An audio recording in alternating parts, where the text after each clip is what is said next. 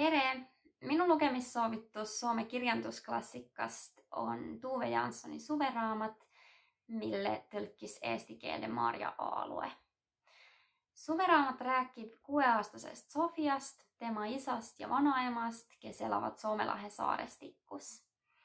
Sofia isal on väga kiire ja sellepärast veedab Sofia palju aega oma vanaemaga. Nad uurivad kahekesi saarestiku looduse saladusi ja räägivad elu suurtest asjadest. Minu meelest on eriti värskendav Sofia vanaema tegelaskuju. Ta ei ole selline traditsiooniline saialühnaline ja lahke memm, vaid pikem seikleja ja natuke anarhist. Vahepeal on ta ka väsinud ja oma vigadega väga inimlik.